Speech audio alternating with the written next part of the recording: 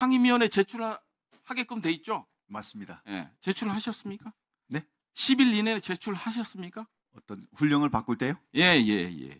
그건 제가 확인을 해볼게요. 우크라이나 참관단 관련해서 말씀 여쭙겠습니다. 아까 김병주 의원님 또 위원장님도 말씀하셨기 때문에 현재 이 참관단 파견은 현재 해외 파병 업무 훈령을 근거로 개인 단위 파병을 허용한다라고 국방부 말씀하고 계시죠? 네.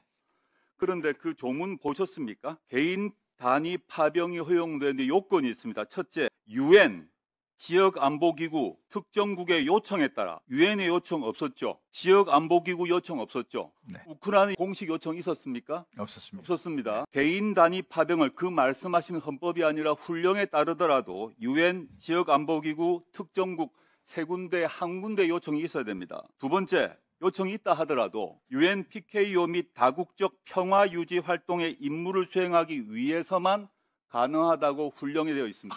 알고 계시죠? 지금 아까 말씀하셨을 때 우크라이나 파병은 현행 해외 파병 업무 훈령 요건에 충족이 안 되는 것입니다. 이 얘기를 하지 않으시고 이 훈령 얘기를 하시면 안 됩니다. 훈령의 요건에 맞지 않기 때문입니다. 헌법은 말할 것도 없고.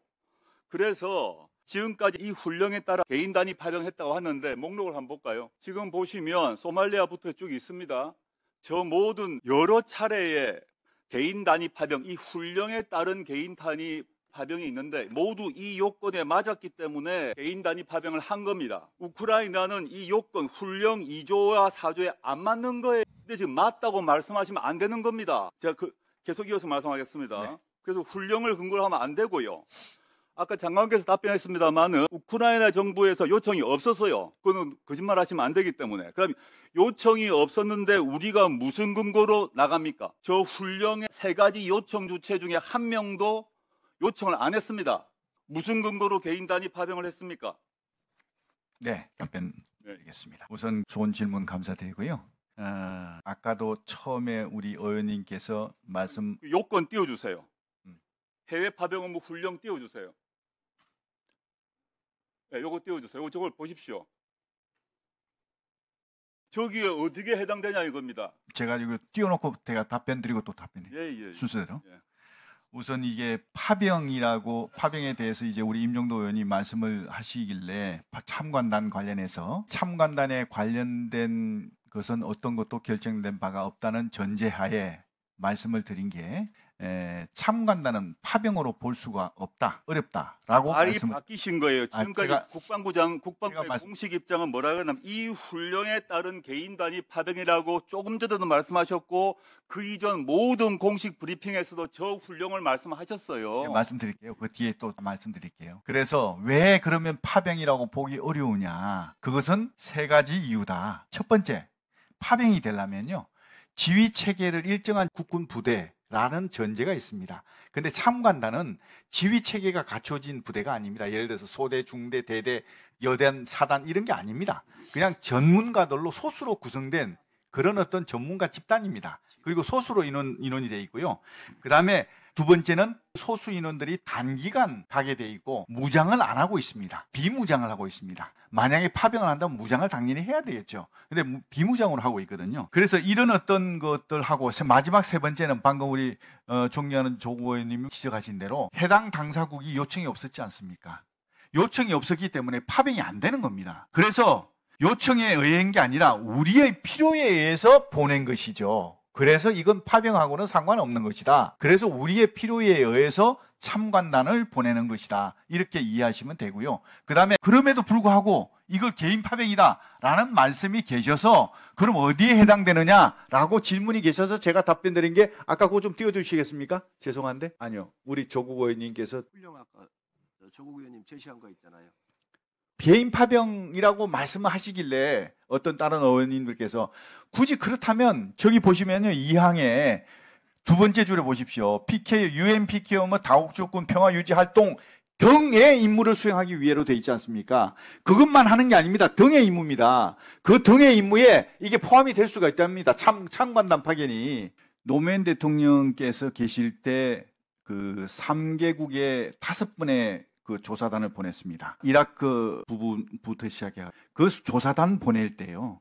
그 조사단 보낼 때 국회 허락을 받았습니까? 안 받았지 않습니까? 그 조사단을 그럼 왜 보냈을까? 그것은 행정부의 고유 권한입니다. 행정부의 고유 권한으로 보낸 거거든요. 이 참관단도 어떻게 보면 행정부의 권한을 가지고 할 수 있는 부분입니다. 기초적인 질문. 민주주의 국가는 법의 지배를 받죠. 네, 그렇습니다. 행정부도 마찬가지죠. 네, 맞습니다. 법적 근거가 없으면 파견이 됐든 파병이 됐든 보낼 수 없죠. 네, 그렇습니다.